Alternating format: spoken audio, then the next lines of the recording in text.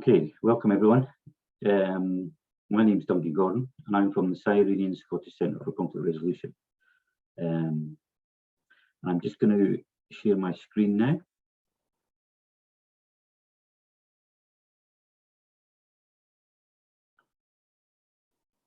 And again, hopefully everybody can see that.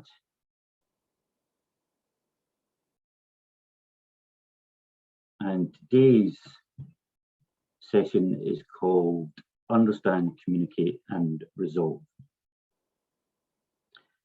So this workshop is to help staff to further their insight on how they understand, communicate and resolve conflict and acknowledge the difficulties they face, particularly as they work from home or have reduced opportunities to separate work issues being taken into their home life.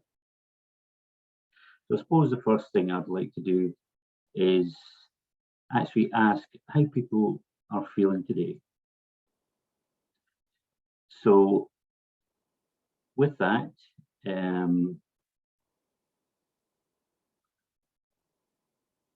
have a question in relation to a poll. I'd like to share this poll with you. And we can take a look at, see how people are feeling today.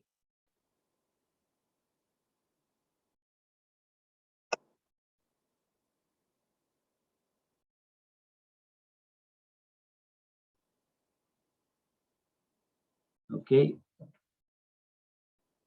So we're seeing that at the moment, there is a majority that are feeling quite alive and happy, which is brilliant. But we do have some stress. So let me just see. Any more for any more? Right, I'm just going to end the poll there. 17 of 18. 18. Okay, let's. Right, so you can see that fortunately, most of us are feeling either happy or alive, but there are a few that are stressed. Now, the only thing I can say is that if you're feeling stressed, then try to stop, okay, slow down. A lot of time when we're stressed, it can be very difficult to think. It can be quite confusing depending on the level of stress, but stress is caused by external factors.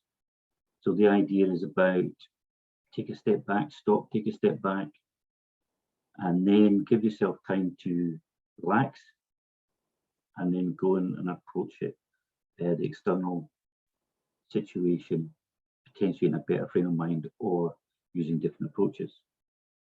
Remember that you're the most important person to you. So looking after yourself helps you support others. Now, if you're feeling happy and alive, then what you need to do is nurture those emotions, okay? Because they will get you through the difficult times. Okay. So hopefully by the end of this session, we'll be able to develop the knowledge and understanding of relationship conflict, and also reflect and build on some of the existing skills to de-escalate conflict.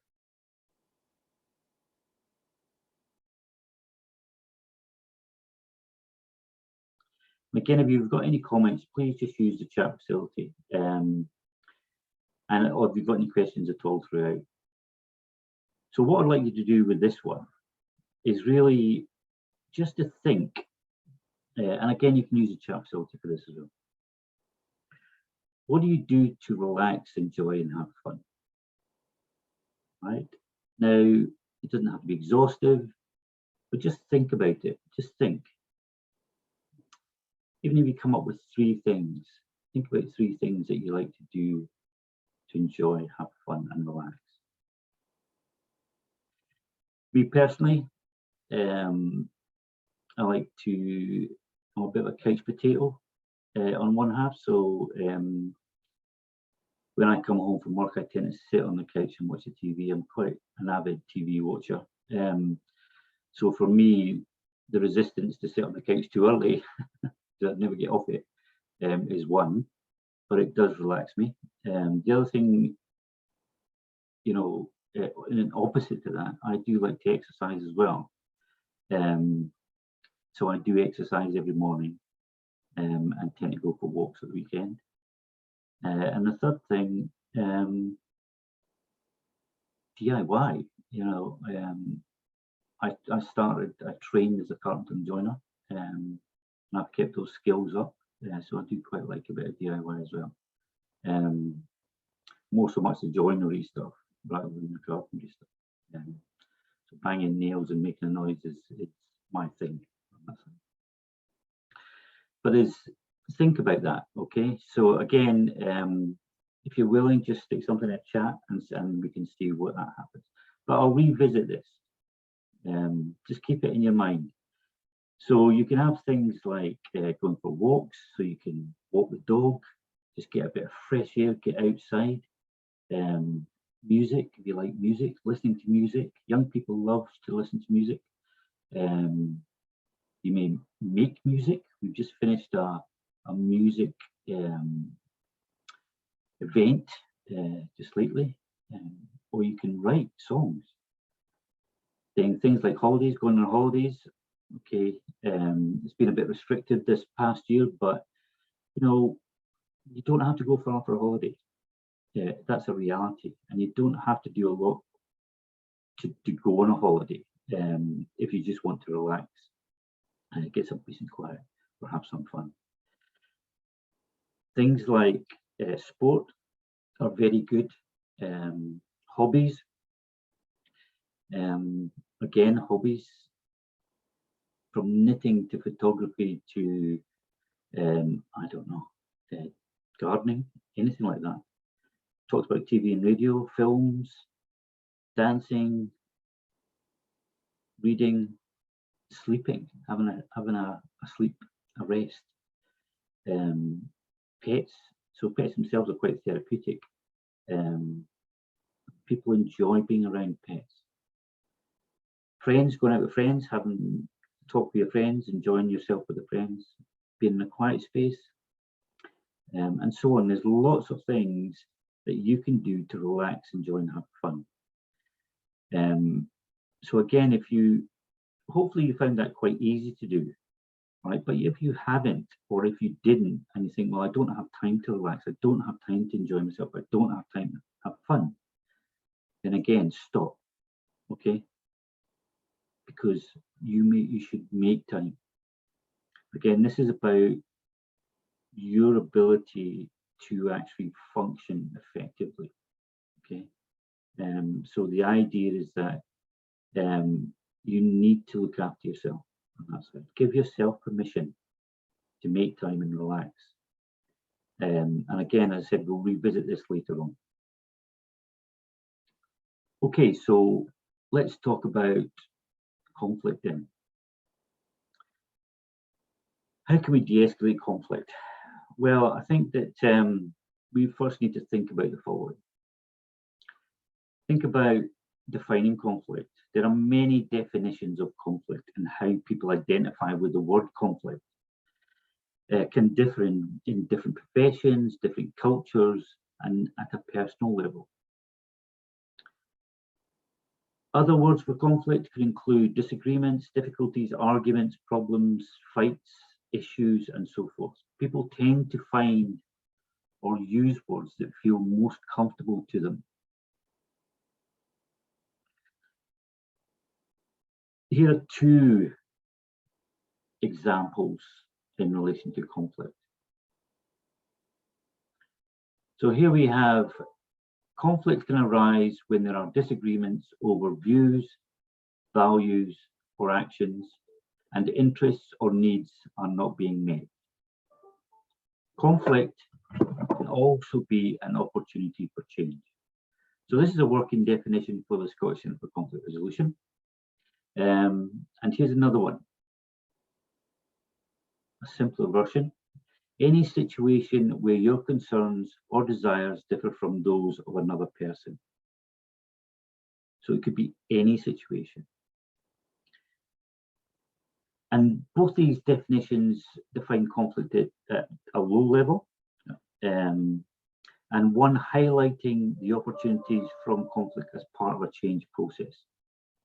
And again, thinking about conflict is something positive or something that is part of a change process means that you could have the influence to facilitate that change. So rather than thinking about conflict as something that is more combative, so you go into, say, a meeting like that, you roll your sleeves up and says, right, I'm going to just tell them what I need.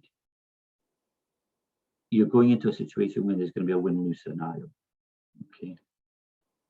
And the reality is what we want to do is aim for that win-win scenario. So the idea is that if we think about it as a change process, then we actually have to think about how we're going to approach that situation, that conflict, that difficult meeting. And we have to then think about the other person's need as well within this. So the parties in the conflict. And again, there's a guy called Thomas Crum who wrote The Magic of Conflict. And this is where he identified conflict as an opportunity for change. So it just gives you a completely different mindset when you enter into this situation. And again, when you're dealing with individuals in a work context, you might be supporting parents or individuals that are having difficulty with agencies or support. Even yourself as a worker, when you're dealing with authorities and that sort of thing, sometimes you just want to go in and fight your corner, and it just escalates conflict. So sometimes we need to just explore that and think about, right, we'll take a step back. What would happen if we actually worked with the authority and helped them help us? And then allowing that and empowering that authority to then think about their role and their ability to actually help us with the resources, the restrictions that they have, and then creating that working partnership. So ideally, in a work context, as a support worker, this is the scenario you'd want to be in, because what you're doing is you're creating relationships.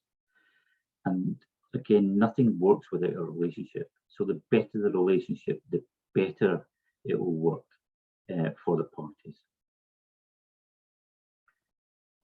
So again, when we look at scenarios, conflict scenarios within the family home, it may be arguments about boundaries, privacy. So again, just how much privacy do I get as a young person or even as a parent? And relationships within the family home. And think about it when we talk about the dynamics of a family unit. You think about how many relationships are going on in that family unit. And of all those relationships, how are they influencing what's going on in that family, the power dynamic, the influencers, the environment, both internal influences and external influencers. So it can be quite complex, and family conflict is quite unique in that parties know each other and they tend to then stay with each other under the same roof 24/7. And then you have maybe disagreements with colleagues, and that might be things like how you support your service users. So there may be a little bit of conflict about what you are trying to do and what is being suggested, or it may be just places of work, the case loading that you've got. There might be a mismatch or an imbalance of caseloads between colleagues, and that causes friction within the team. Or it might be the service users themselves, being upset with the lack of progress that's happening. And again, so that's about their expectations or how they're contributing to that. Or even, on the other side of that, the user's lack of participation, so causing the worker frustration. So conflict dynamic can be triggered by anything, right? Anything there's a mismatch or there's a clash in that respect. And again, the Kilman definition, when it talks about any situation where you're concerned that desires differ from those of another person. So as a worker, you might be going to support someone who may be quite resistant of what they perceive to be what's going to happen. So immediately you're going into a potential conflict scenario, all right, without even actually talking to the person, without actually meeting the person, but knowing that they may be in a chaotic lifestyle, or they may be on the streets or whatever, and you know that they may be resistant to support or your intervention. So you then have to then think about, right, okay, so how do I approach this? So it's something that you need to then latch on and think about carefully. So why is it important then to define conflict? For us to define conflict, so we know what conflict looks like. It's so that we can recognize conflict at its lowest level, and then, if necessary, manage it at that point. So we can resolve it before it escalates into something more serious. And this is where you have to be proactive in this. You know, once you then have conflict escalating into something like aggression and violence, then it becomes completely different. Okay, you need different resources, you need different techniques to actually deal with that, and probably more resources as well. So it can actually clarify your roles in a work context as well. When we're defining conflict and we define it at a low level, it can help us to clarify the roles and processes we put in place. So those intervention strategies. And it can also help the actions we take, those interventions, and the working practices. If you can imagine, if you're working with a colleague and your colleague has a different perspective on conflict, so their intervention levels may be slightly higher in terms of their expectations of when to intervene. And that might be because their different experience of conflict. So it may be a case that you come across somebody arguing with somebody and you say to your colleague, right, you know, we need to go and see what's going on here. And your colleague says, no, that's fine, let's just argue, don't worry about it. And you carry on. And then you come back to this arguing parties, and suddenly it's just all exploded, okay, into something more serious. And at that point, you intervene, okay? You're forced to intervene. And you get in there and you sort things out. But at that point, when it is escalated into conflict, as soon as you intervene, you become part of the conflict. This is not a preventative strategy now. This is a crisis strategy. And when you become part of that conflict, then it becomes more difficult to resolve. And obviously, when you come to then reflect on that, depending on the incident reporting or whatever, you might have to say, well, you know, I want to intervene when they started arguing, but Duncan here says, no, don't worry about it. And then suddenly it all kicked off and we all had to intervene. So immediately there's a mismatch there. And then suddenly you could create those, that uncomfortableness in that working relationship. Right? So it's useful to talk about, if you're going out and you're dealing with difficult situations, then what sort of intervention strategies are we careful of? The other thing, I suppose, is as well, if you define conflict at a low level, do you actually act on that? You know, do people say, right, yeah, I know what conflict is, it's just people arguing. Okay, so do you do anything about that? Well, no, they're just arguing. So you actually wait until they start fighting before you start intervening. And arguably a lot of people might actually say yes. You know, say, well, I didn't know they were going to start fighting. And possibly because, well, you didn't explore the trigger, all right, that argument, that disagreement. was there anything there that could tell you that that was going to escalate very quickly? And if you're dealing with people that you already have a relationship with, then you may actually know that, hang on a minute, Duncan hasn't, he's not very patient, right? So it might just actually kick off very quickly. Let's go and talk to Duncan and just let's see what's going on. And sometimes these intervention strategies don't have to be massive. Sometimes it's just about, right, okay, I can see you're arguing, okay. If it's something important, fine, but let's see if we can do this effectively. And if you want, I'll just stay here and just keep an eye on you. And if I feel it's getting out of hand, then fine. So what you're doing then is, yes, you're intervening, but you're allowing those individuals to think about the conflict that they're in. And arguably, you're trying to manage that for them. Well, empower them to manage their conflict, okay, by putting these boundaries in. Or you might go and say, right, hang on a minute, you guys are arguing, and I know, Duncan, you'll kick off. So I'll tell you what, let's come over here and we'll chat about it. Let's see if we can deal with this.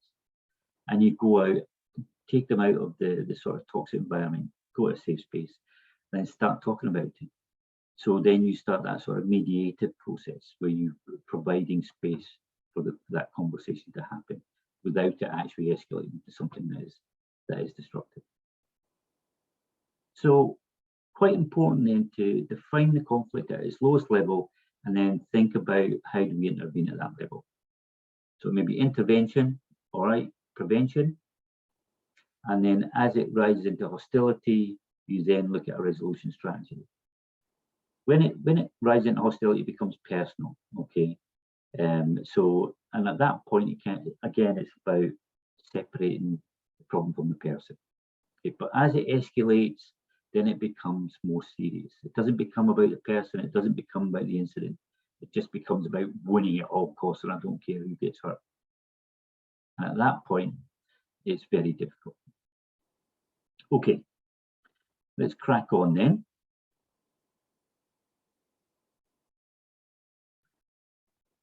So let's think about triggers and risks. So why does conflict happen then? Why do we fall out with each other? And again, this is another scenario to think about.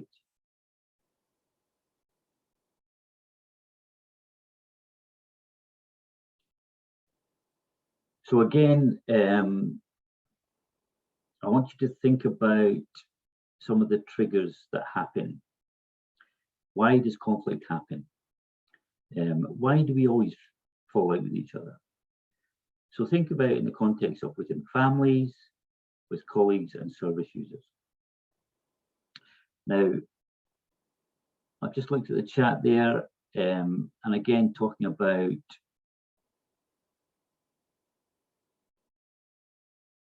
lived experience and an overwhelming sense of trying to make up for lost time. So I really struggle to relax. And again, interesting terminology when you talk about trying to catch up with lost time.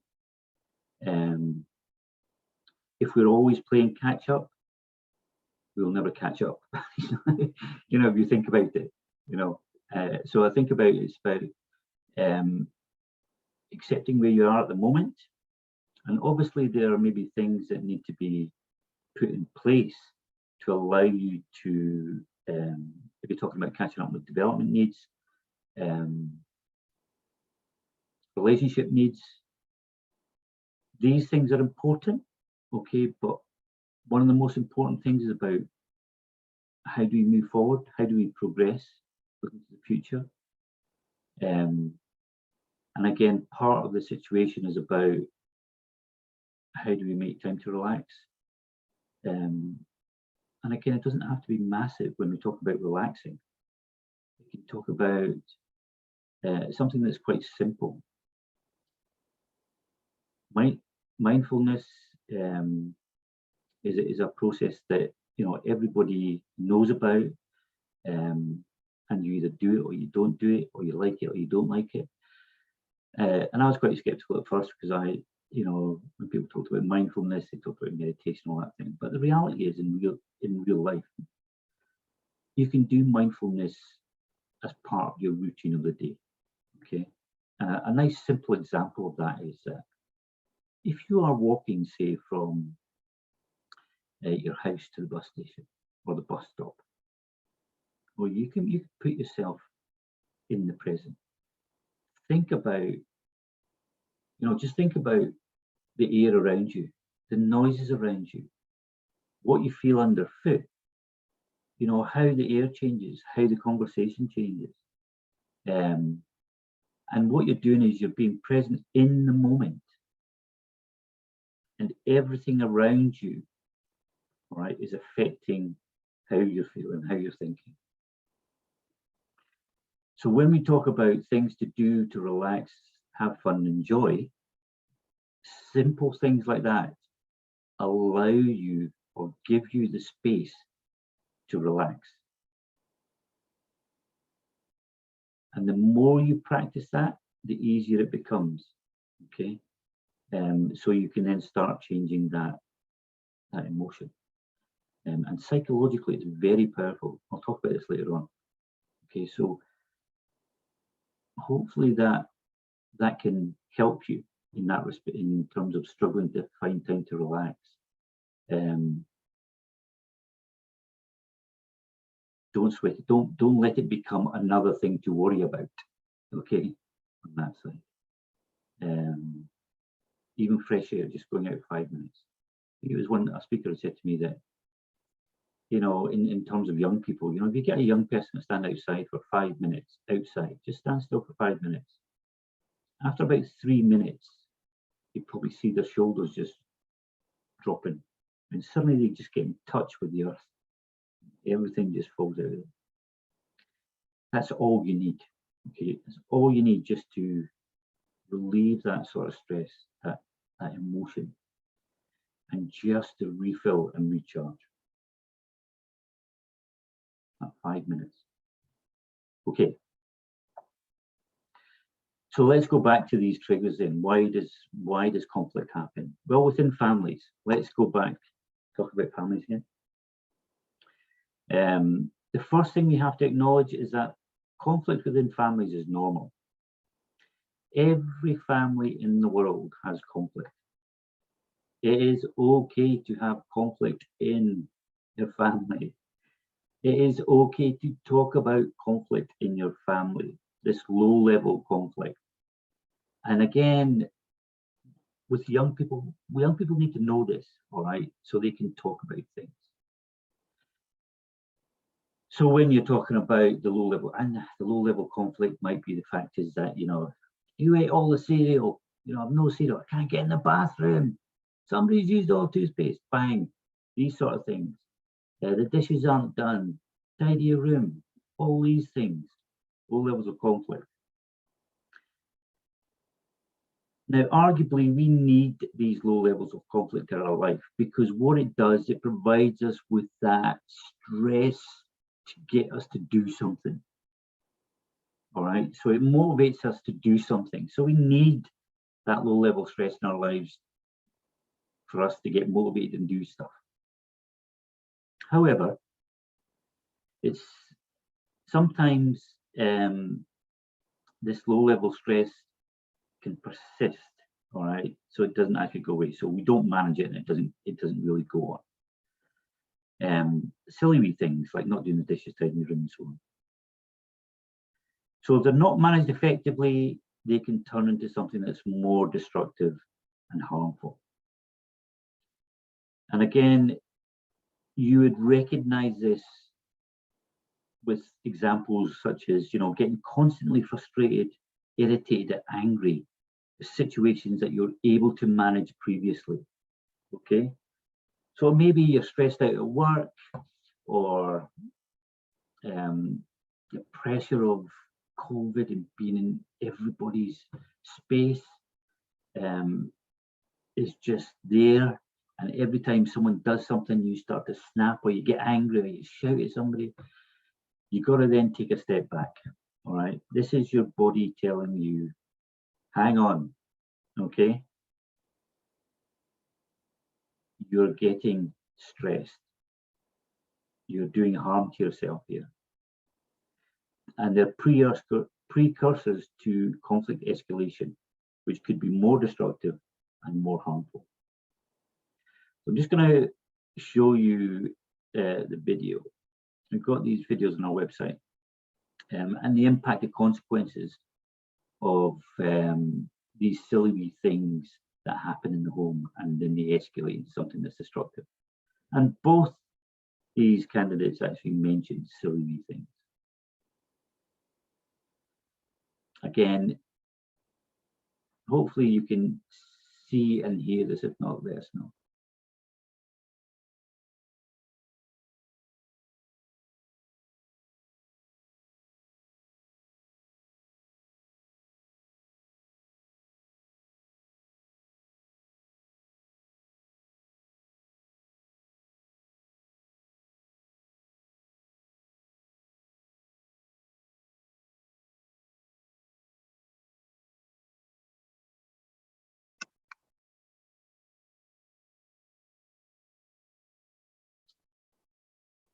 Okay, let me just pause that there. Somebody just told me that they can't hear.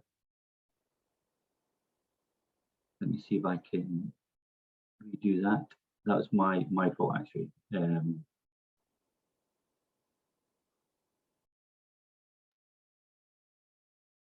back here. Hopefully I can restart that. My name's Kerry. I'm a mum of 3 boys. I've got Sam, who's 16, Aaron, who's 5, and Josh, who's 16 months, and we all live at home. Before I got involved with mediation, there was a lot of tension at home in the house. Me and Sam, my 16-year-old boy, we weren't getting on. We would argue over just silly things like who's doing the dishes, if he could keep his room tidy, but it would escalate into a big full-blown argument where we'd be screaming in each other's faces, and got quite aggressive and hostile. I felt really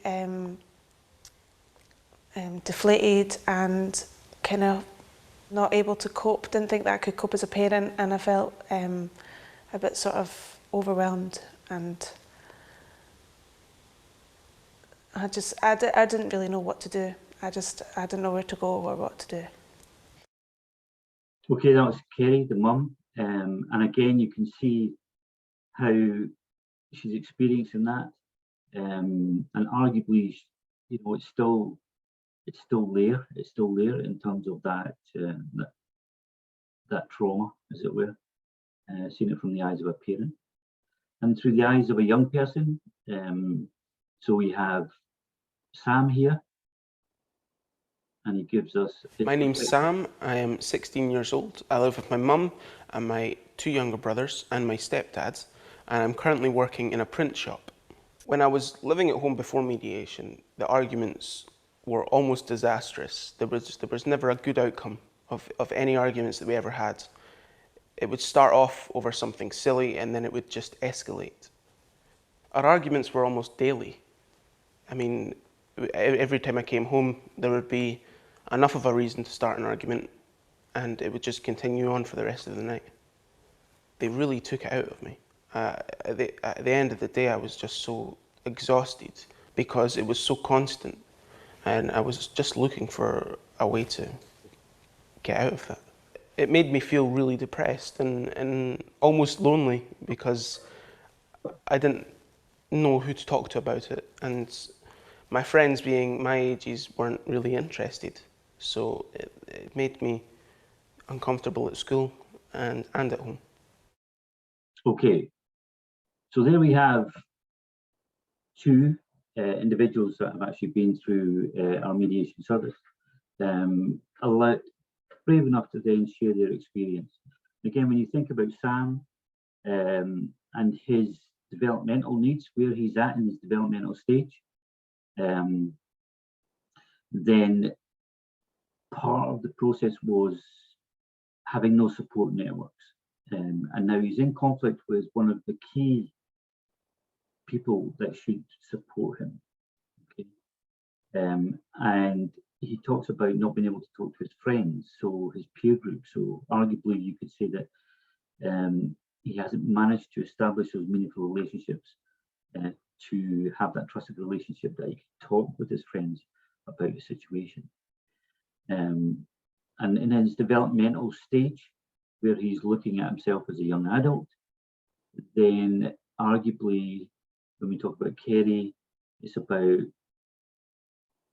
her trying to be a protected parent and look after, keep her son safe. And whereas the young person is looking to go through that detachment and move away from that and have their own responsibility. And with that sort of conflict dynamic, you'll get conflict, the reality. There's some studies done in Penn University talking about teen and parent conflict. And what they came up with was that if you have, well, they acknowledge the fact that if you have a teen in the family, you're going to have teen and parent conflict. All right. It's just the way that the development cycle goes in relation to life stages, and how they try to establish themselves within that family unit. But what was suggested is that if you have conflict with your teenager,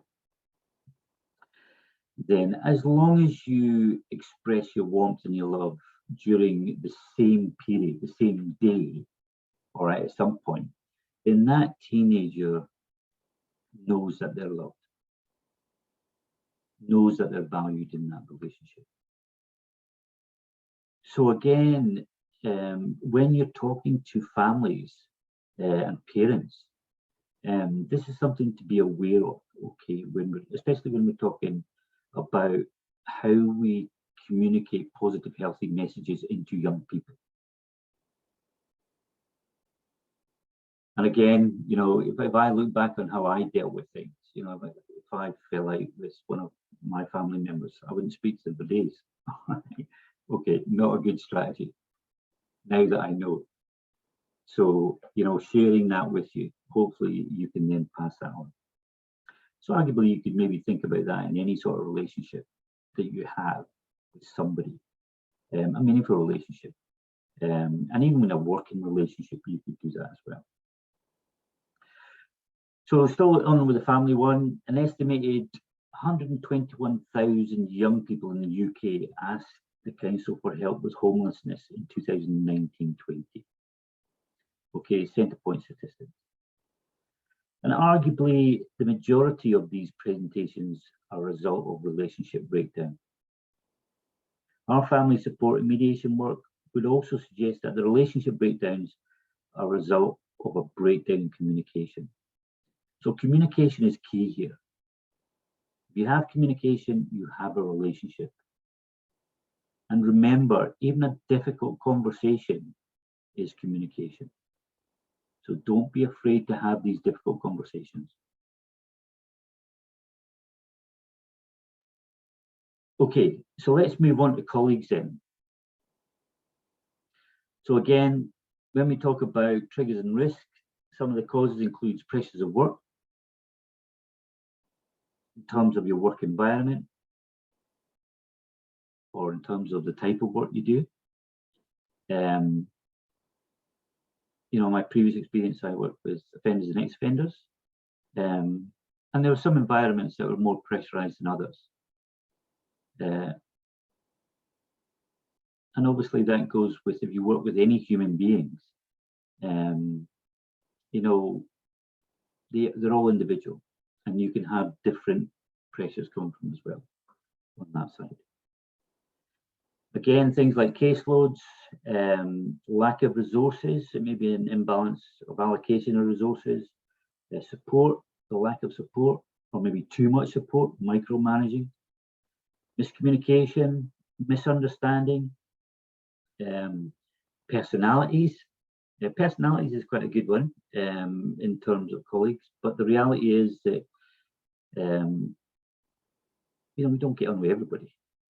You don't have to be friends with everybody, but you can have really good working relationships with people you don't like, you know. And I know that from experience. So I mean, take the personalities out of it and then think about the actual job that's being done. You know, if that person's competent and confident, reliable, trustworthy, then, you know, what else do you need? It allows you to be supported in your work. Inconsistency, again, and those inconsistencies can be how people practice, practice experience, bad practice, good practice, whatever. You've got even procedures, manuals act as a barrier sometimes. So all these things feed into the triggers. So the reality is anything can be a trigger for conflict, literally anything. If it clashes with what your needs are. Name with the people that you support, your service users. No expectations, you know, psychological contracting you talk about expectations. You know, so you know, I go to the housing department and I expect a house. All right. So why are you here? I want a house. Right, that's an unrealistic expectation, but that's my expectation. Sometimes I don't actually state that. Sometimes I go there and you engage with the person, and the only thing in your mind, well, come to the housing department, I want a house. Right, so, you know, how can I help you today? I just want to look at see how we can get on the housing matter, or how I've just been made homeless and I'm looking for accommodation. In my head, I'm thinking, you're going to get me a house. Now, that expectation arguably is unrealistic and sometimes unachievable.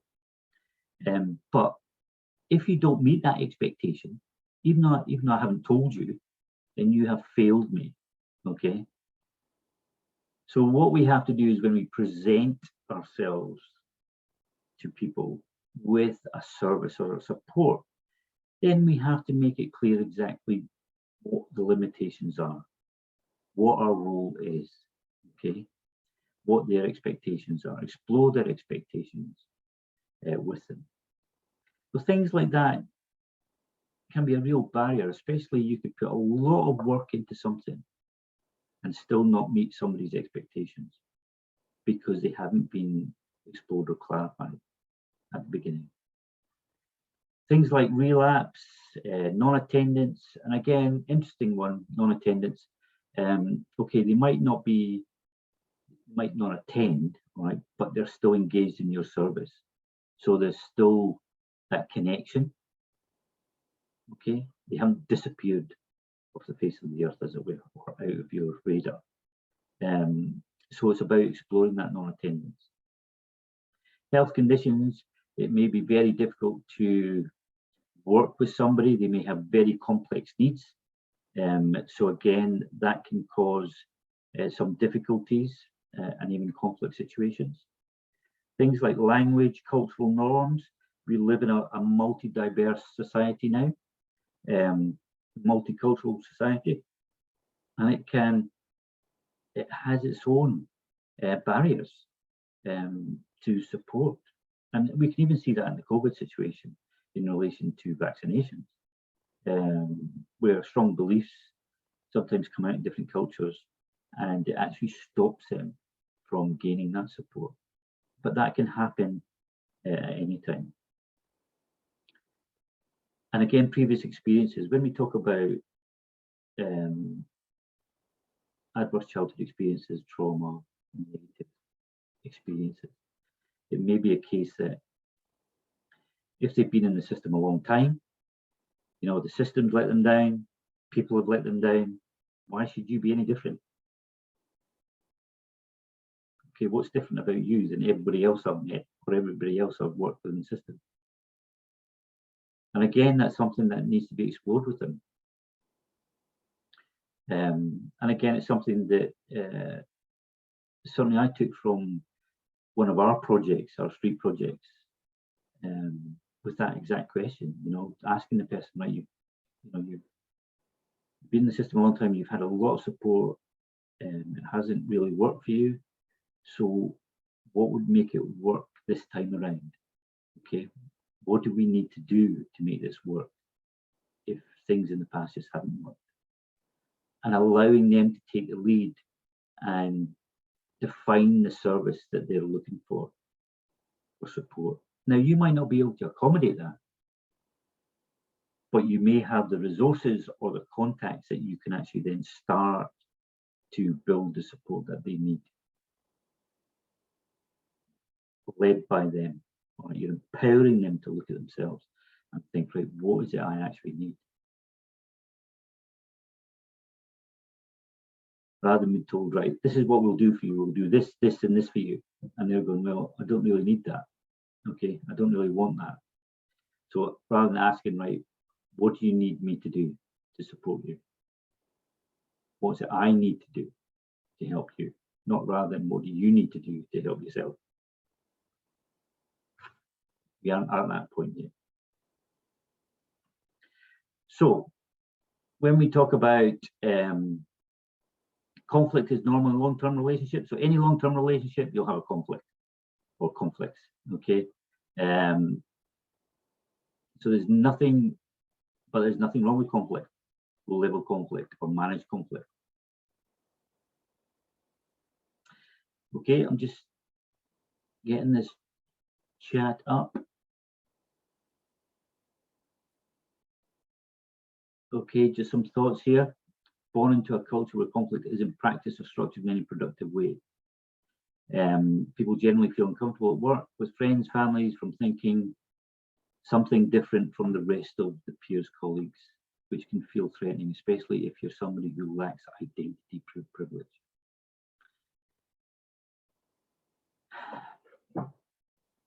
It's, again, when we talk about where conflict isn't practiced in a structured, productive way, certainly when you think about where does it all start, and you think about your upbringing and your influences and your role models, where does conflict play a part in that? Or how do we identify it even at a young age? So we see it as maybe an argument they're having, or we see it maybe as a dispute they're having, and we learn from how they respond to that, and we might mimic some of the behaviors in that. But remember, this is about life skills, and nobody tells you about life skills. We don't have a system where we have a curriculum for life skills. And a lot of people, a lot of expectations and assumptions are made that you know this, okay? And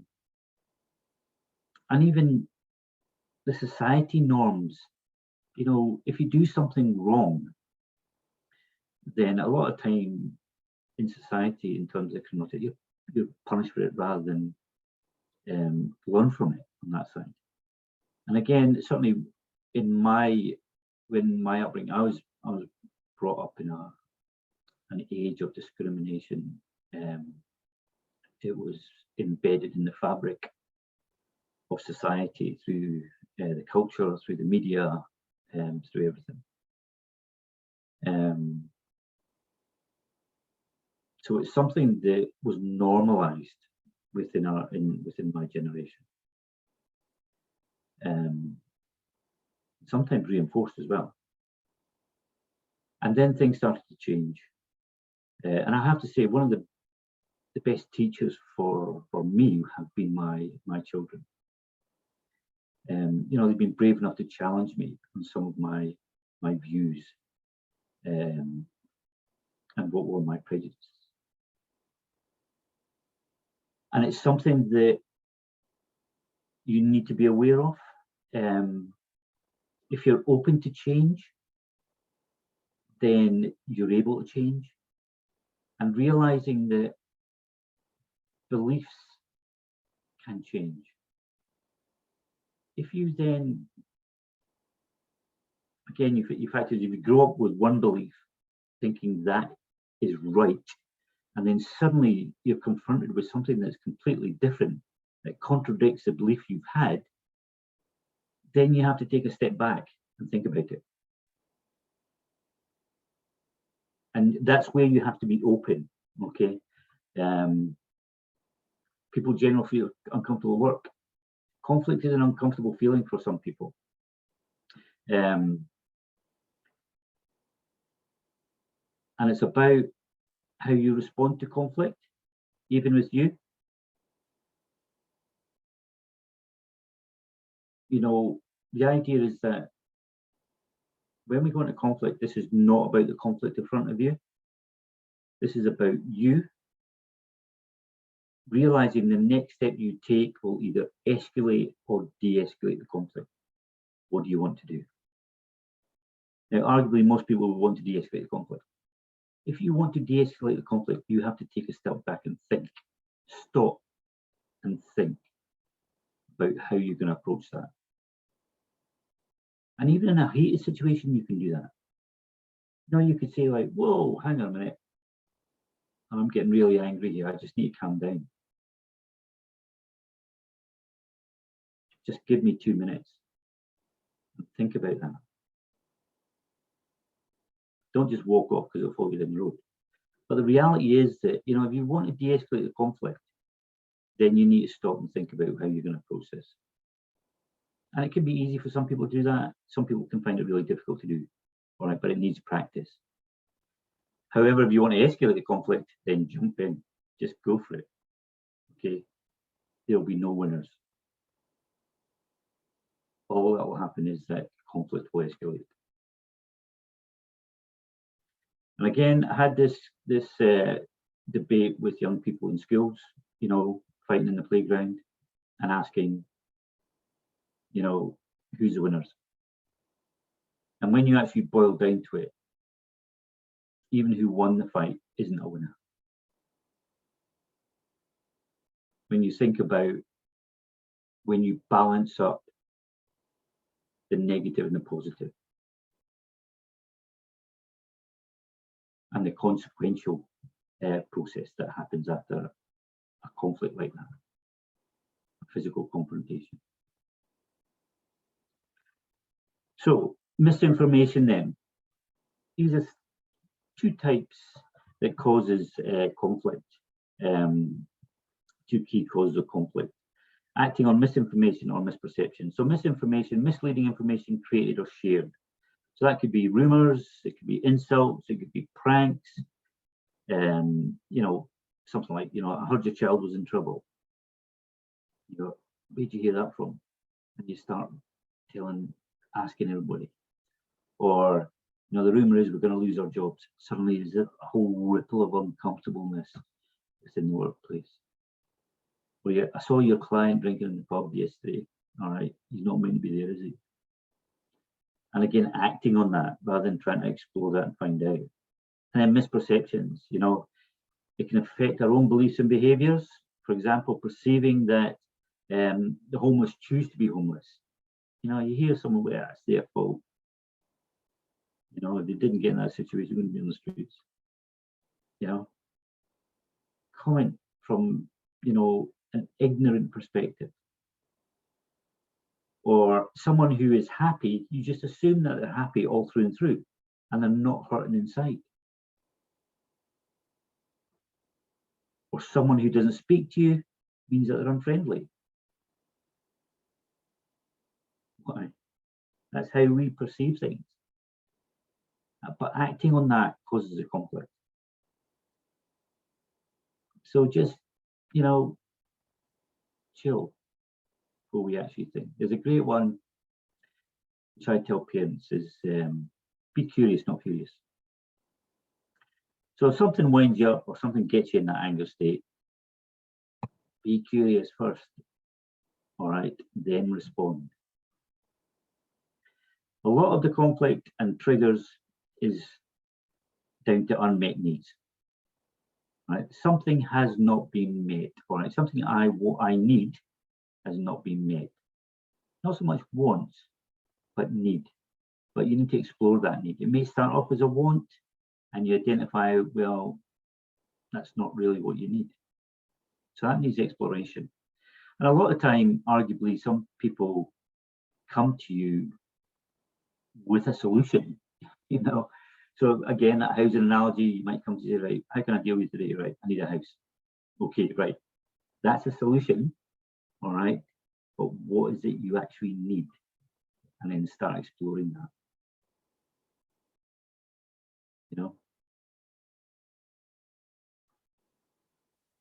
Similarly, what do you need?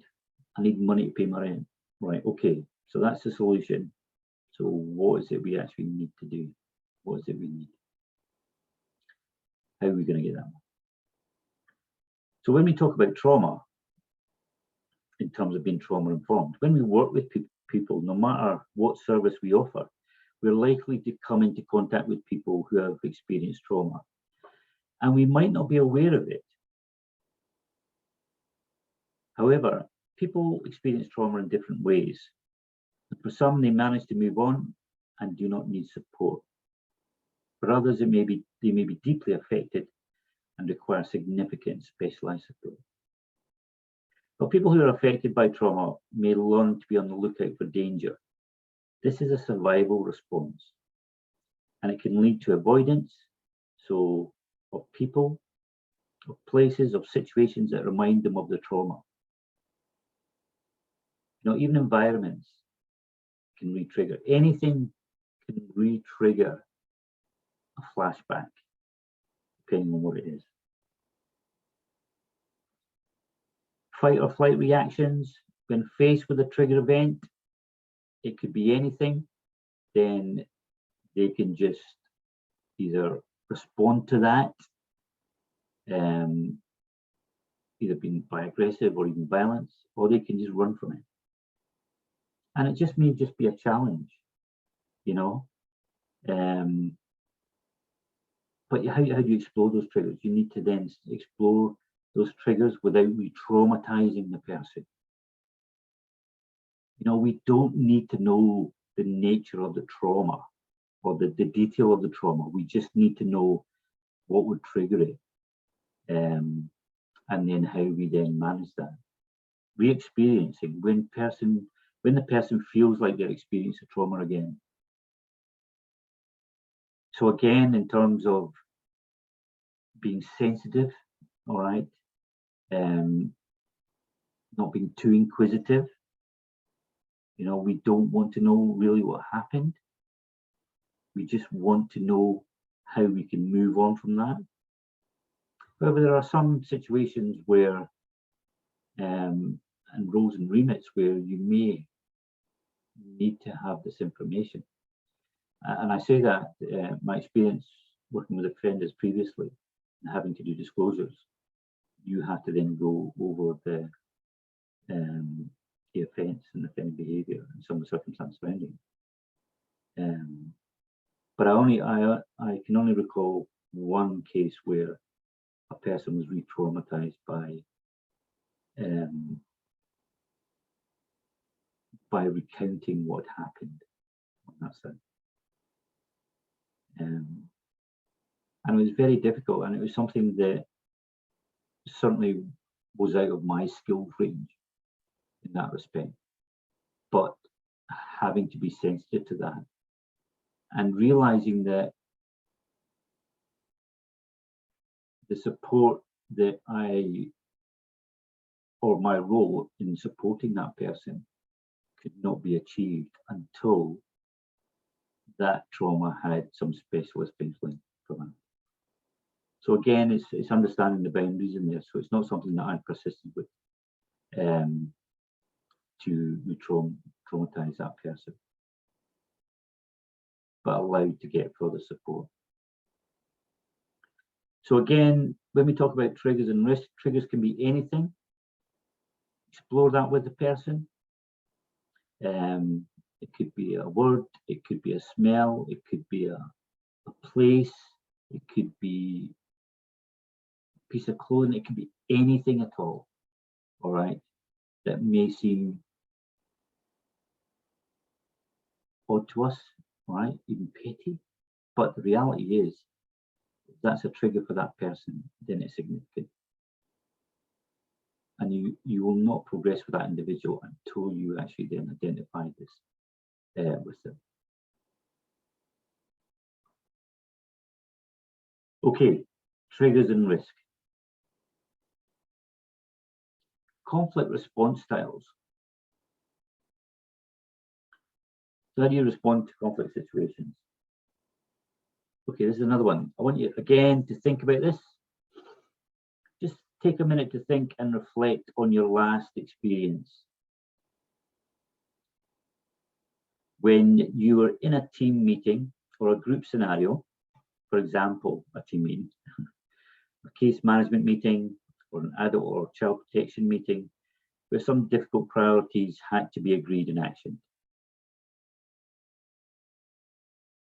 How did you feel being in that meeting? Did you willingly contribute to the meeting, to the decision-making process? Or did you avoid confrontation or contribution? You know, did you feel too uncomfortable to maybe say your piece? You know, were there other dominant people there? Or other professionals in there? Or was it a case, did you take over? Did you step up and start taking charge of the meeting? Or did you find yourself just agreeing with everybody just for the sake of moving on? So there were some parts that you felt, oh, yeah, I think they're wrong, but let's just get on with this. Think about it. Just think about how you responded to that. Were there some ethical issues, some moral issues that had to be sort of worked through? And how was that worked through? Was there conflict? How did we manage that? How do we take that? How do we respond to that? And then broaden it out a bit. Think about the people around the table. How did they respond to conflict? How were they like that in those difficult situations? What sort of styles did they use?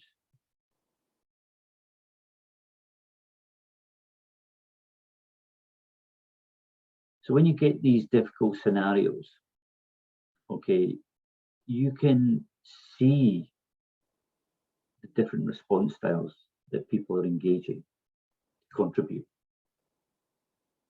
Now, again, in this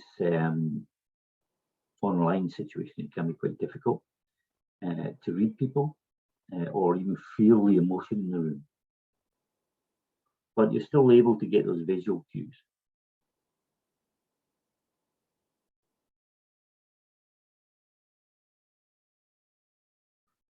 And then, okay, so this is in a work scenario.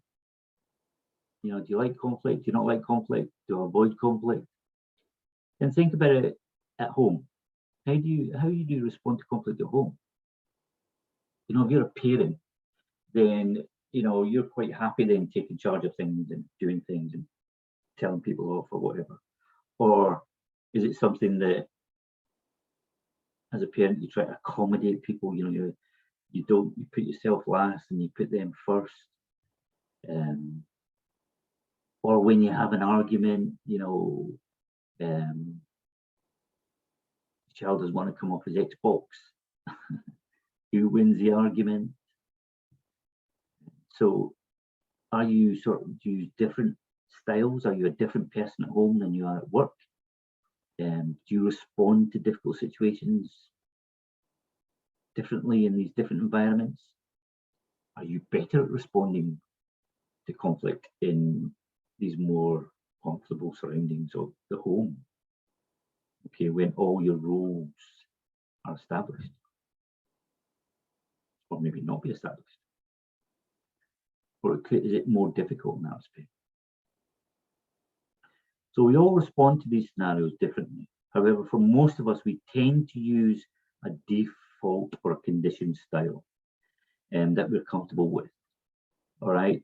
So though we may have different default styles for different environments, either home or work. Okay, so again, in relation to, you know, if I look at my work scenario, you have tiers in relation to management and processes and you know who you can report to, who you can't report to, and how that works. So you modify your presentation behaviour that sort of way to fit in with those systems. But at home, thinking back to when my kids were in the house, yeah, it was very different. And I actually started off with one style of parenting that was completely really inappropriate, but it was generational through my upbringing, and then progressed onto a different style that allowed for more fluidness within that sort of relationship. Okay. Not all the time. I didn't like it, mind you, in relation to finding things, again, the generational thing, this pride thing, the pride thing that you have. You see in Scotland in terms of the football.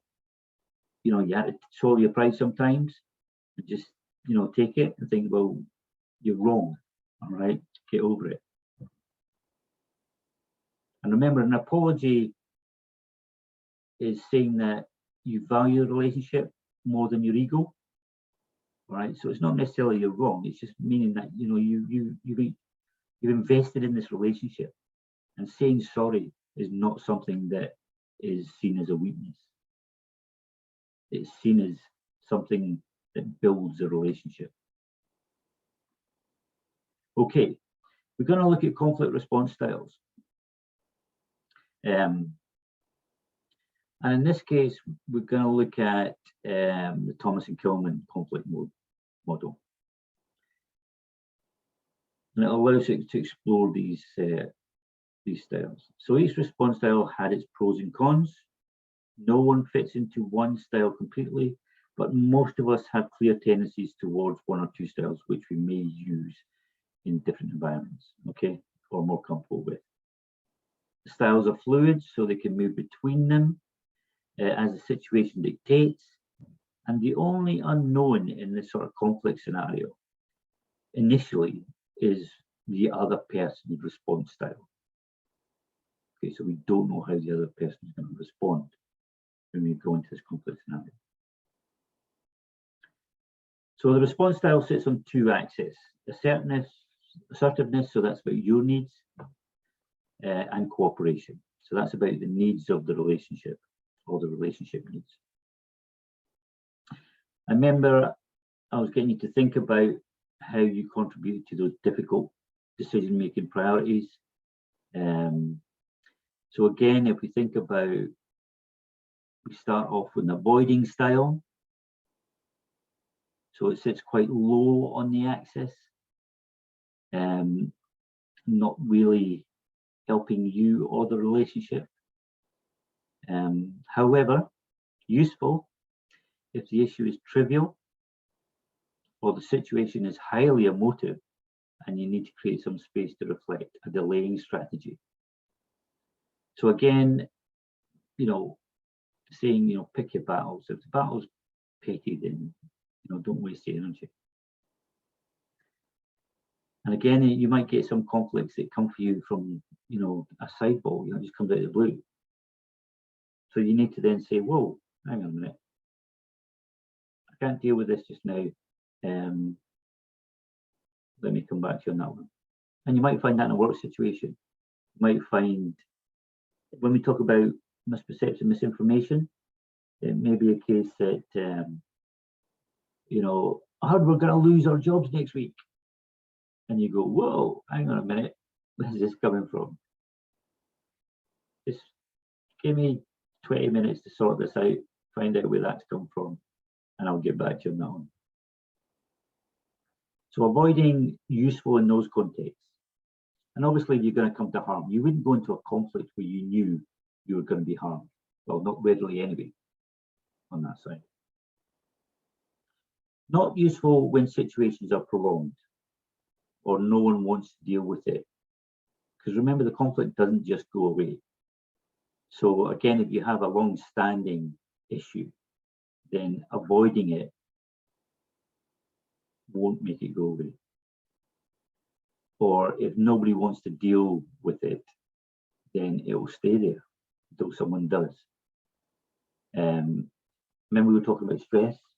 That stress link in with the fact is that the conflict's not been dealt with. That's the external trigger for your stress. Then what we need to do then is deal with it. Appropriately, that is. And then let's have a look at competing. So if it looks as high on assertiveness, your needs, accommodating your needs, and you're not really afraid of conflict, it doesn't mean to say that, you know, you create conflict and you enjoy conflict, but it means that you're able to take those difficult decisions sometimes. So sometimes if somebody needs to take charge, then you could be that person. Again, if your role might dictate that, you know, if you're a manager, then, you know, there are some tough decisions that you might have to make. Even if you're in a situation, say you're a youth worker, you know, something kicks off in the community hall for young people. Who's the person they look to sort it out? You know, the member of staff looking to you to sort this out. So again, you have to be recognize that within your remits. You know, what responsibilities do I have, and what support do I have? You know, so the initial response may be from you, and then you then report to, or you gather support. Now, so it's no use if it all kicks off and you go, well, this has got nothing to do with me, and run out the door. All right, it doesn't work like that. So it's about being able to be brave enough to make the decisions. And sometimes in emergency situations, you know, in this competing style, when you think about parents in the early years, parenting your young children, then this is a style that parents use, right? Because you're trying to protect the children and keep them safe. You're there as the lead role model. And again, in times of safety, you know, you make decisions dictated by the fact that you're keeping people out of harm. And it can be useful if other people don't want to make decisions, you know. You get the decision, well, somebody make a decision. You get people that just don't want to make decisions, who are the avoiders. Not so useful because it can damage relationships. So the idea is that if you keep making all the decisions, then the relationship needs are not being met. Others can feel hurt, ignored, even bullied. So this is where, to the extreme of that, you control everything, all right? So suddenly people are being controlled, micromanaged in some ways. And it can then make the relationship toxic. So not so useful for that. Then we have accommodating. Can I just take a break there, Joe? Yeah, that's fine. We can take 10 minutes, just to grab a cup of tea, nip to the loo, and we'll come back at about 5 to 3. Okay, thanks for that. Brilliant, no problem. All right, thanks everyone.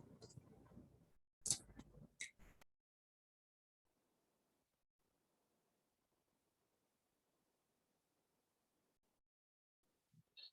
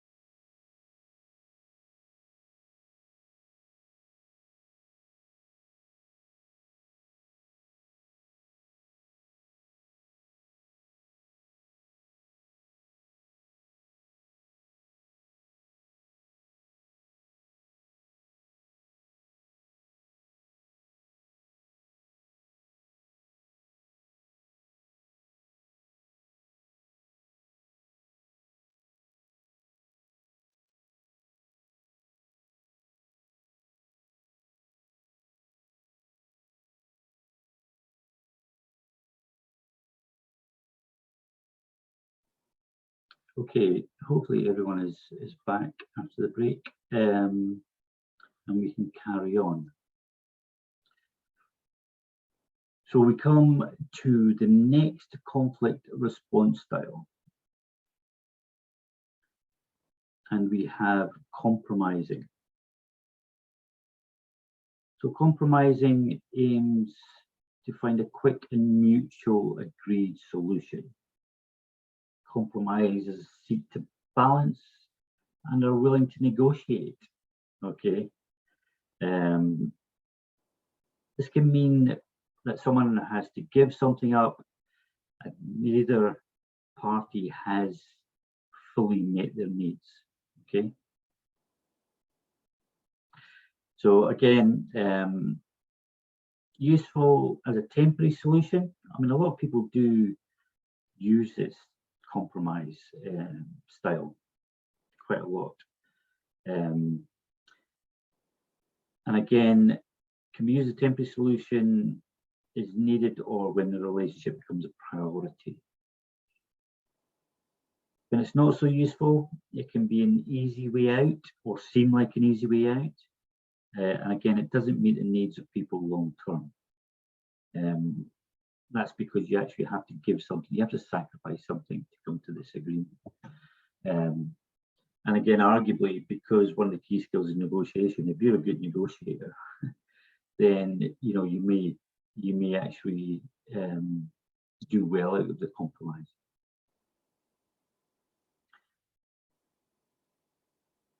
Then we move on to accommodating. So when we look at accommodating, it's high on that relationship scale, that cooperating scale, but not so on the needs. And it could be used as it's a lose-win scenario. But you like to keep harmony in relation to the relationship, so you don't want to rock the boat a lot. We do whatever the person wants to improve the situation and meet the other person's needs. So again, if you think about in a parent situation, we'll do anything for our kids. So a lot of times we accommodate them to the detriment of our needs in that respect. But if you keep doing that, then it can actually affect us.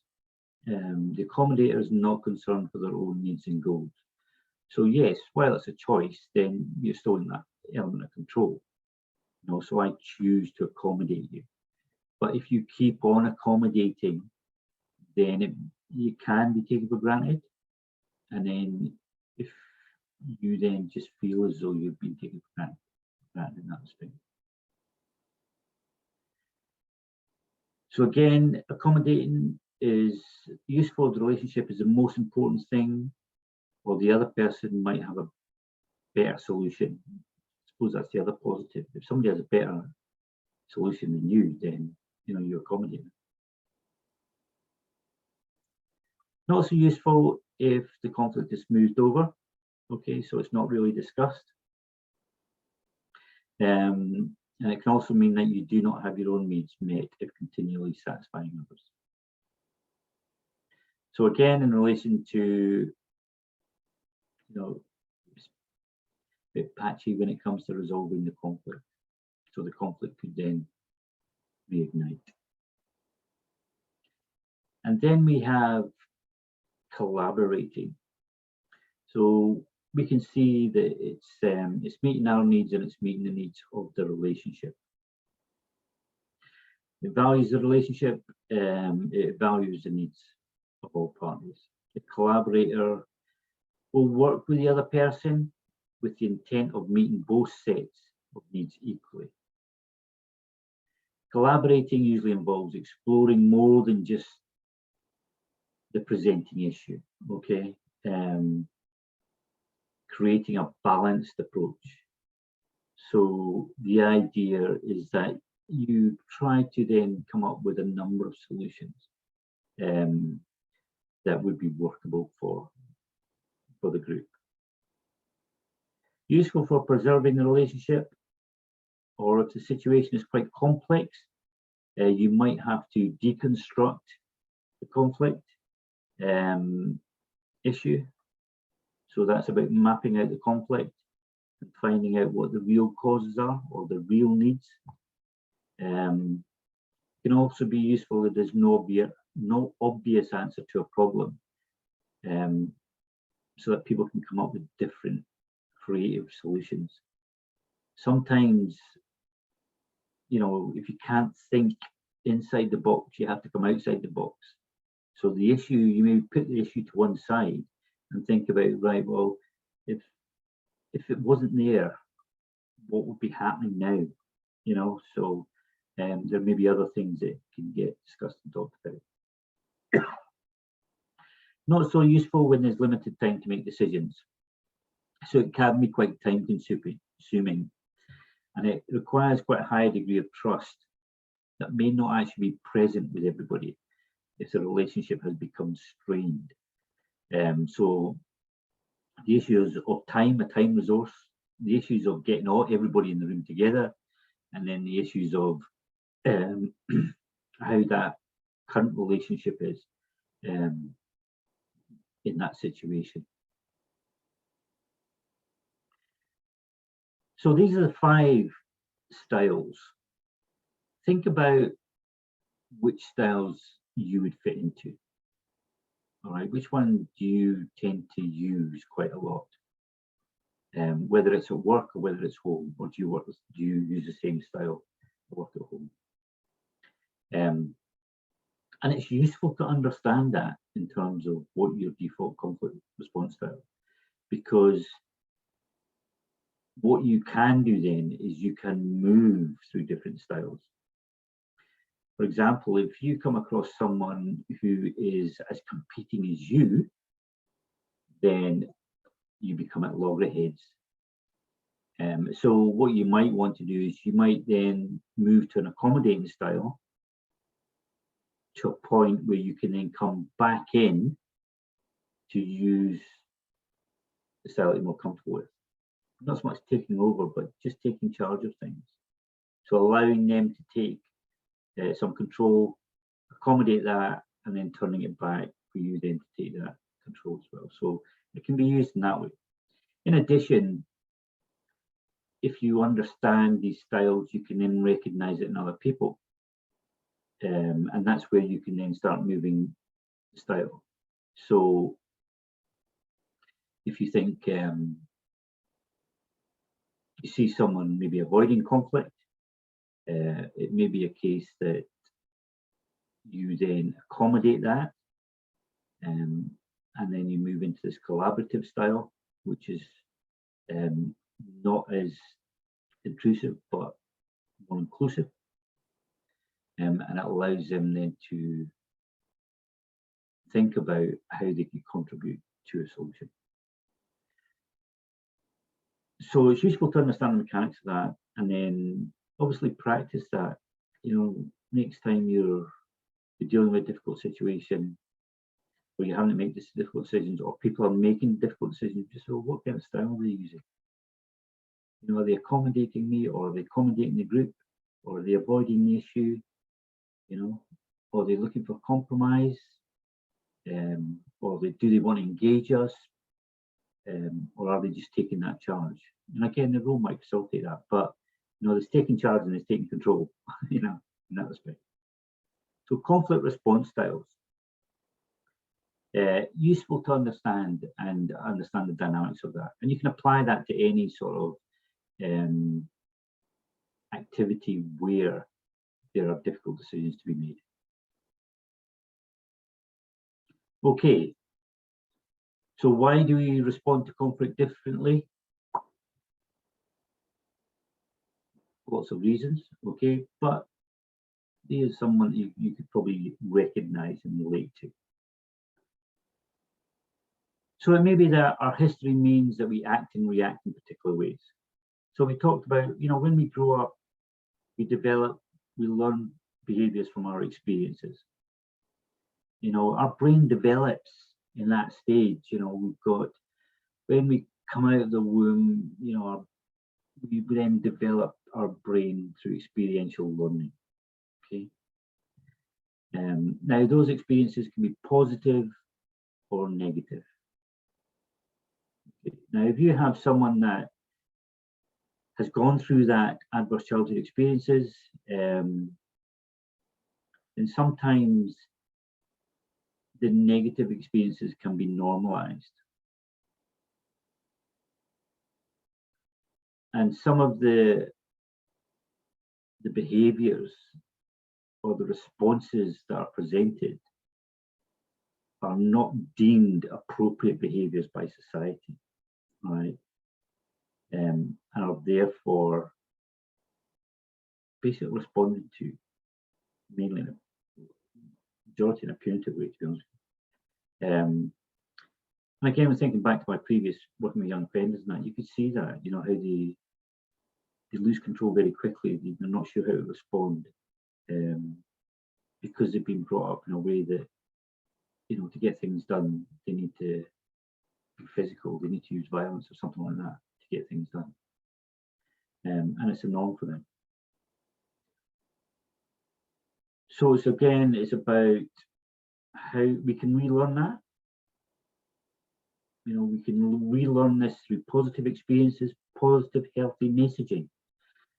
And again, and role modeling. You think about it, you know, young people, you know, their experiential learning or their brain development doesn't stop till the mid-20s. So everything you do with a young person is a developmental activity.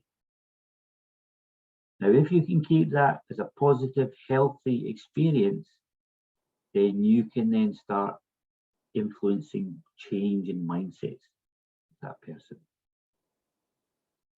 So it's about doing that. Remember, everything for a young person until they reach adulthood, until their brain is fully developed, is an experiential learning process. Again, something I hadn't considered when my kids were growing up. And we need to look at ourselves as well. You know, think about our own values and beliefs. Do we need to change that? Do we need to think differently? You know, it's an ever-changing world. Society is different. Do we change? Are we reluctant to change? Are we resistant to change? Or are we quite open to change? To view ourselves, to view our vulnerabilities, and identify where we can learn. Okay. I'm a great believer every day is a school day. You learn from everything you do. Okay. So, different roles. And again, as we move through life, we undertake a number of different roles. Some will be through choice, others may be due to circumstances. For example, moving into a new job, all right, or a new position, requires us maybe to present ourselves in a different way, learn new skills and strategies, becoming a parent or carer. And again, this is like a life situation, where the assumption is that 1 minute, you know, you're just a couple, or next minute you're a parent, and then suddenly people say, right, well, you're a parent, you should know that. Why should I know that? You know, there's no rule book, and you can only parent to what you know. And if you don't know a lot, then it can be quite difficult. And again, it's just about doing the best you can with the knowledge you've got. So if that knowledge can increase or improve, then arguably, if you're open to that, you can become a better person as well. You can respond to things more effectively. You can relearn things. And again, in relation to different roles, it could be the fact is that we need different approaches. Our well-being.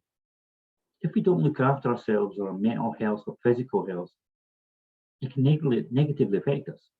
We might find ourselves not being able to cope with situations that we're able to manage in the past, that we were able to manage in the past.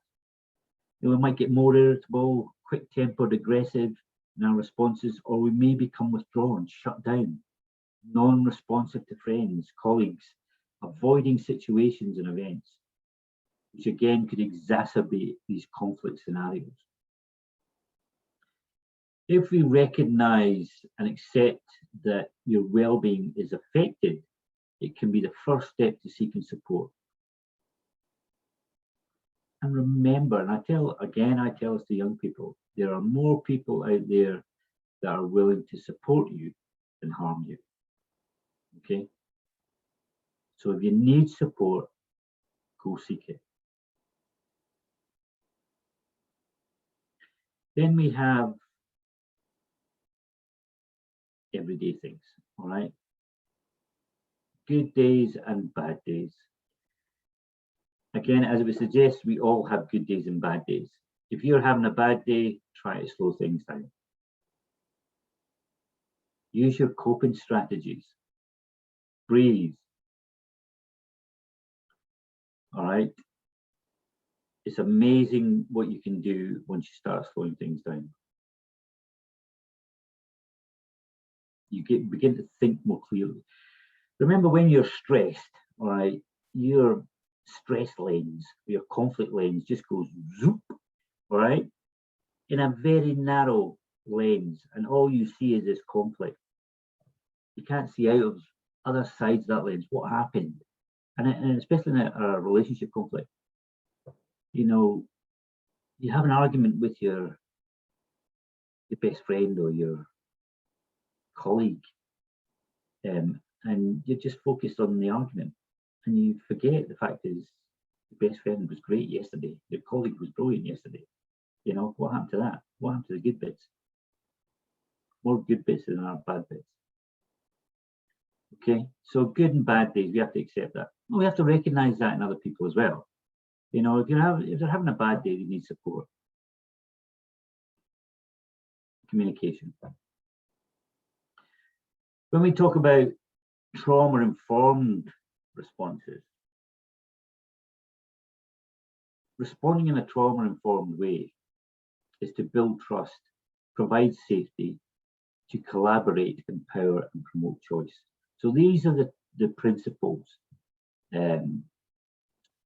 of trauma-informed practice, right, when you're dealing with somebody. Some people do well despite their experience of a traumatic event and do not need further response, because the balance between the trauma and stress and their resilience and resource is tipped towards the resilience and resource. So they're able to manage that effectively. Other people, though, as I said before, will be affected to a significant extent and need support to recover. So we respond by asking the person what they need. You know, again, this is about their needs and not your needs. So what do they need? Allow people to feel that they have some choice and control. Provide options and choice when possible. So again, making sure that they have the ability of choice is empowering.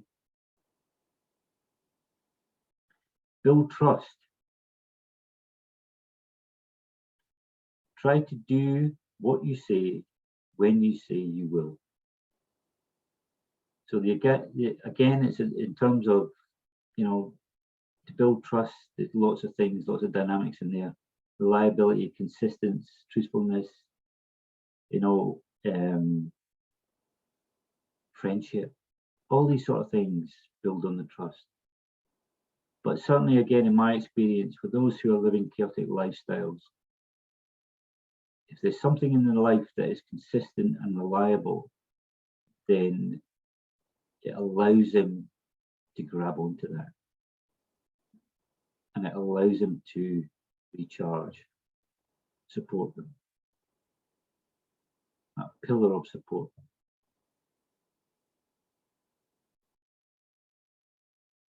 Be a safe space. How do you do that? How do you create that safe space? And again, remember, that might be the easy bit, creating a safe space, but the person has to feel safe in that safe space. And that might be more difficult, especially if they've been through these adverse experiences or been harmed.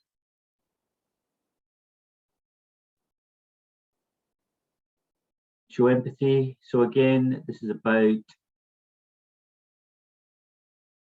that focused attention, that allowing them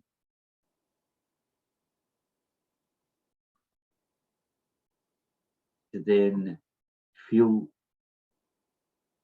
that they're being valued, being listened to.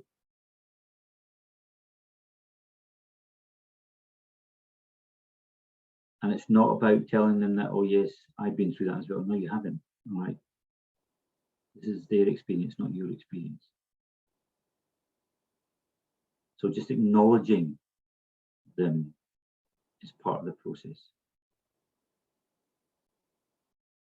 And again, don't be afraid of this. Don't panic. Remember, you don't need to be a trauma expert to provide a helpful response.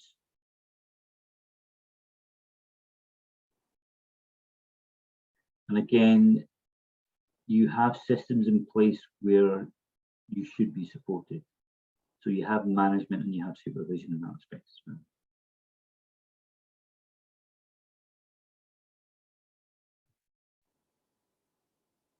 Okay. So let's move on then. Let's move on to what skills you need to manage and resolve conflict. I think one of the most important skills you need is to demonstrate your connection with yourself. Again, the health and well-being. We need to look inward to identify our own values and beliefs, traits, behaviours, so we can explore, question, and even challenge ourselves to become more aware of any bias or prejudice that may affect our own personal growth and our connection with others.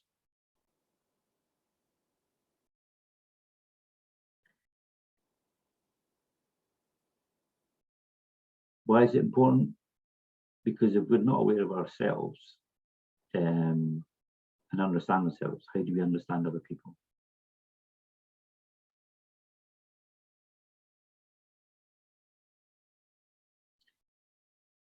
And building that self-efficacy, confidence, and resilience.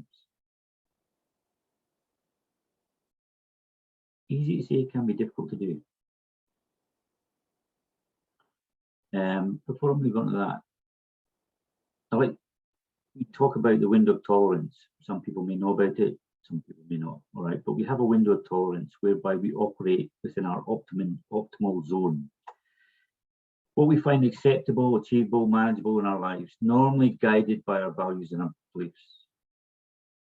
However, sometimes when we experience difficulty and conflict, this can be quite traumatic for some. And again, it can narrow our window of tolerance. So our optimal zone is smaller. Now, each side of that optimal zone, above that, we have the red zone. And this is where if we get into a heightened state, we go into this hyperarousal. So it may be that we're triggered to a point where we go into that fight or flight mode, and we respond very quickly. And again, this is a primal thing. Our reactionary part of our brain is working quicker than our cognitive part. Or if we go below our optimal zone, we go into this hypoarousal state. So hyper and hypo. So, it might feel sad or depressed state and find it very difficult to motivate ourselves and get ourselves going. And it's something that we need to be aware of so that we can put in these coping strategies to deal with that. And these coping strategies are the same, relatively the same for both hyper and hypo states to come out of. Nobody tells us about this, by the way. All right. Again, this is one of these life skills that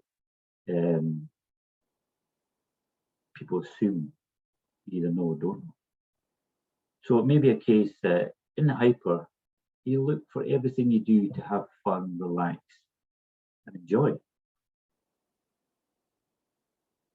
That is the same for when you're in hypo. Things that you do to have fun, relax, and enjoy are your coping strategies. And I tell people, you know, it's not difficult. You just have to know it. Somebody needs to tell you that if you're stressed, you have coping strategies to deal with that stress. And those coping strategies are what you do to relax, have fun, and enjoy. Bang. A lot of the time when you're stressed, you know, you hear people going, "Oh, I'm stressed, I don't know what to do." The reality is, yes, you do. But we need to make it into an unconscious competence. So do the exercise, find out what you do to have fun, relax, identify which ones you can do immediately. So the next time you're going, "Oh, I feel stressed," and you go for a walk, bang. So let's not make this difficult for people. Coping strategies are things that you do to relax, have fun, and enjoy.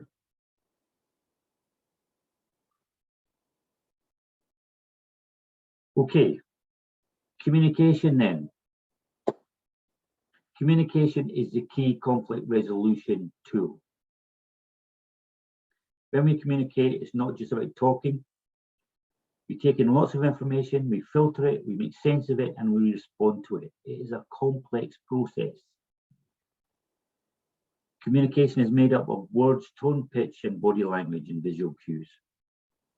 Biggest part of the communication process is your body language and visual cues. Our words are only 7%. Tone and pitch 38%, body language and visual cues 55%. And we can tell that if someone's sad, upset, or angry, you know, we know that without them even actually saying a word. And it's really important to understand that when feelings and emotions are being communicated, or when there are mixed messages being sent. For example, someone might respond and say they're all right, but their body language is showing you they aren't. And again, you know, if you've had a bit of conflict, if you had an argument with somebody, again, if we talk about young people, you might say, right, how you feeling? How you feel now? And they go, I feel all right. Their head's down, their shoulders are down. Their words are saying, I feel all right. Their body language is saying, I am not all right. The biggest part of the communication process is telling you they are not all right. Respond to the biggest part of the communication process. Observe them, you know, or can see that you're not feeling right. Come on then, let's see what we can do. Key element in communication is listening. Normally broken down into two parts: passive listening and active listening. First part is quiet listening. So what you do is you listen to the story. Don't interrupt. Listen to the story. Find out what the issues are, what the needs are, which then sets you up for your active listening. And the active listening consists of all the elements in that communication process: questions, paraphrasing, summarizing, all those elements. And again, the Chinese have a symbol that has 5 elements in it. And the word for listen is called ting. And the 5 elements are ears. You need ears, okay? Obvious component for listening.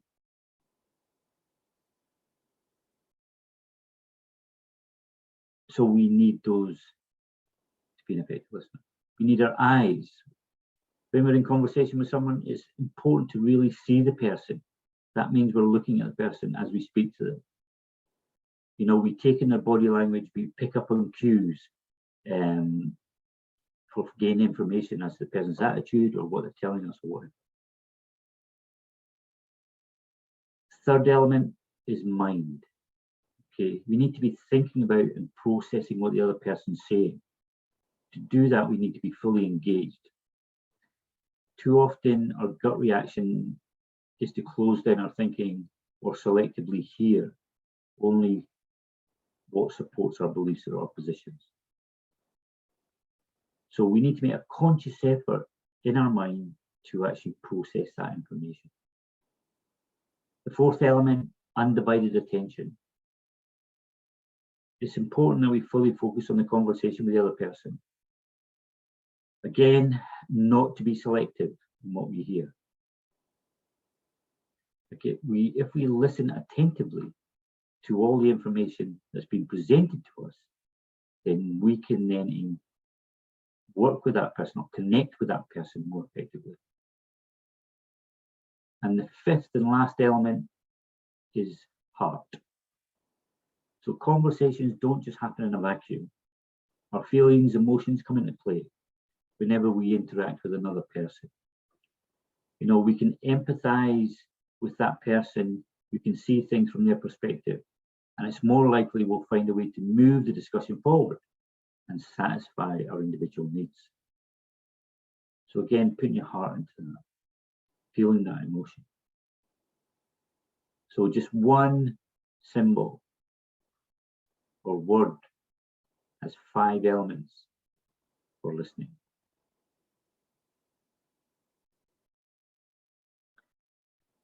To make an effective communicator, we need to be genuine, intention to communicate, we need to be empathetic, we need to understand, we need to be reflective, and we need to be respectful.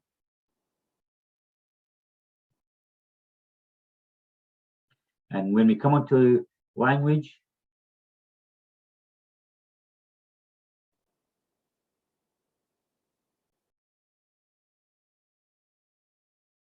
again, trauma-informed allows us or helps us to understand the language better.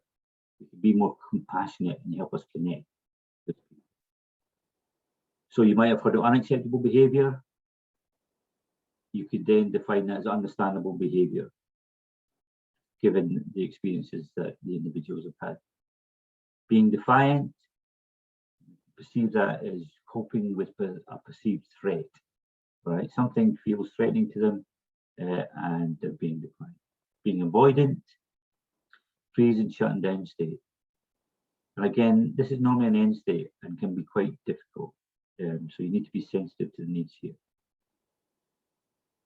Being aggressive, testing and frightened. A lot of aggression and anger is born out of fear. So again, testing the boundaries or not being able to understand or control their emotions. Attention seeking, favorite one when I was growing up, seeking connection. Think about it, the child wants to connect with somebody. How are we disconnected with that person? How do we reconnect with them? So language can be a huge process in helping to progress things. So change the narrative from what's wrong with you to what's happened to you.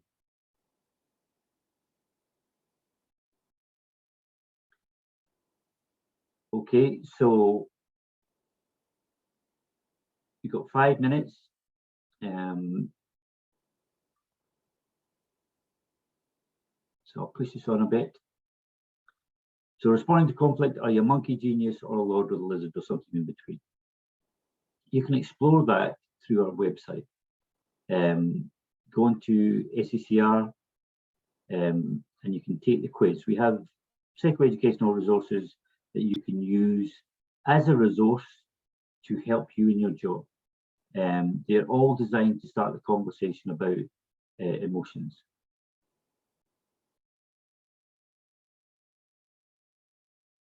Okay, what does a resolution look like? A resolution, a workable solution.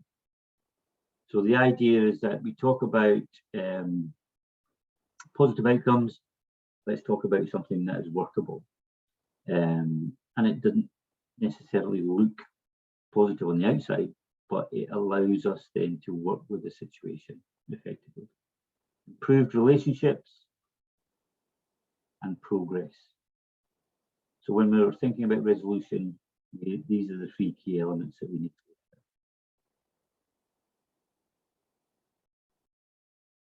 Resources and techniques. We have the SCR resource, we have other online resources, but the resources are free.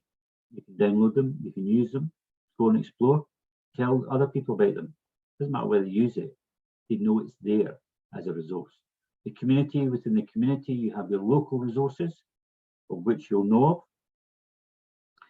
Statutory resources, and specific resources like therapy and mediation.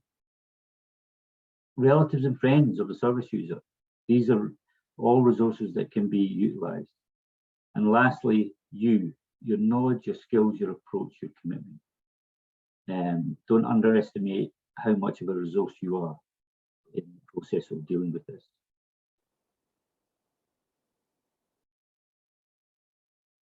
So working with people who are angry, just acknowledge the emotion, remain calm, neutral body language, the use of I statements rather than you statements, separating the emotion, separating the person from the problem. Working with people who are upset, again, acknowledging the emotion and showing empathy and exploring that, why they're upset. People who keep interrupting, you have to set the boundaries. I'll discuss what can help stop the interruptions. And people who are reluctant to contribute, the use of open questions and closed questions, being patient and progress at their pace, encourage conversation, and acknowledge their contribution. So again, are there any questions at all? Feel free. We've come to the end of the session now.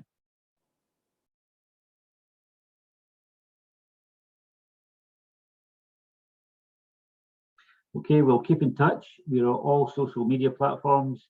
If you want to talk about today's, you can use the conference hashtag, hashtag overcoming barriers, and the hashtag SCR training. Go and explore the website. Thank you very much.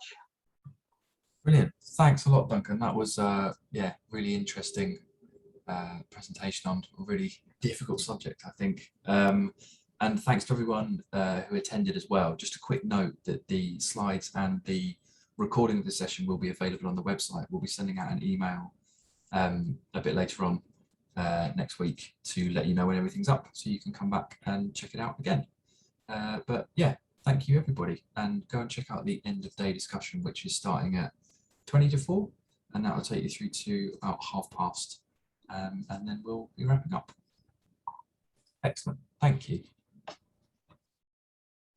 Do I just sign off now, Joe? Yeah, I'll just close it for everybody now. Brilliant. Thanks a lot.